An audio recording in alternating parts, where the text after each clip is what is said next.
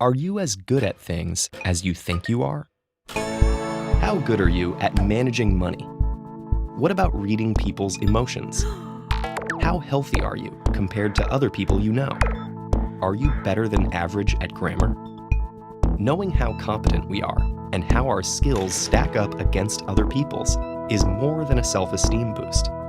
It helps us figure out when we can forge ahead on our own decisions and instincts and when we need instead to seek out advice. But psychological research suggests that we're not very good at evaluating ourselves accurately. In fact, we frequently overestimate our own abilities. Researchers have a name for this phenomenon: the Dunning-Kruger effect.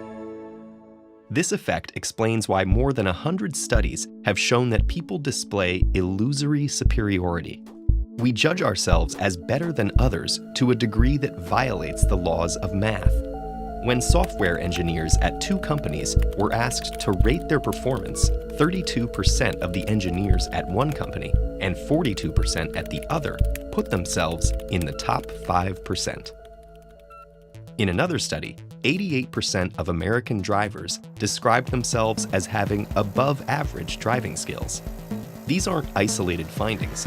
On average, people tend to rate themselves better than most in disciplines ranging from health, leadership skills, ethics, and beyond.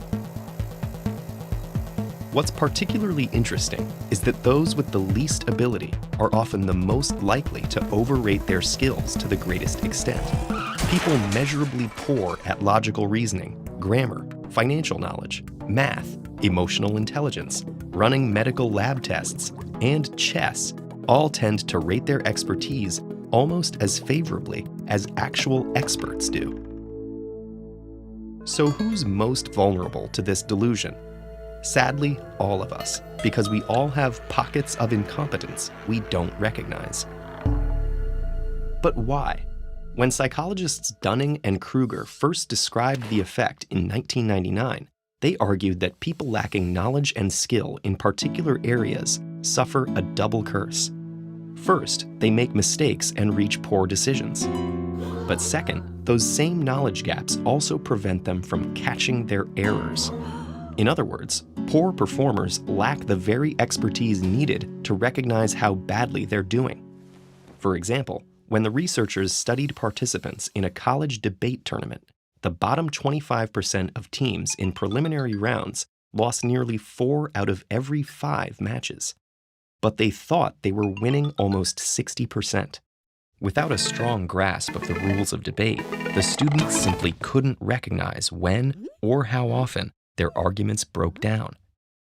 The Dunning-Kruger effect isn't a question of ego blinding us to our weaknesses. People usually do admit their deficits once they can spot them. In one study, students who had initially done badly on a logic quiz and then took a mini course on logic were quite willing to label their original performances as awful. That may be why people with a moderate amount of experience or expertise often have less confidence in their abilities. They know enough to know that there's a lot they don't know. Meanwhile, experts tend to be aware of just how knowledgeable they are, but they often make a different mistake. They assume that everyone else is knowledgeable too. The result is that people, whether they're inept or highly skilled, are often caught in a bubble of inaccurate self-perception. When they're unskilled, they can't see their own faults. When they're exceptionally competent, they don't perceive how unusual their abilities are. So if the Dunning-Kruger effect is invisible to those experiencing it, what can you do to find out how good you actually are at various things? First, ask for feedback from other people, and consider it, even if it's hard to hear. Second, and more important, keep learning. The more knowledgeable we become, the less likely we are to have invisible holes in our competence.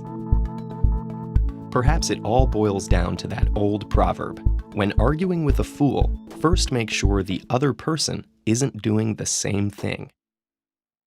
Did you enjoy this lesson? If so, please consider supporting our nonprofit mission by visiting patreon.com/TEDEd.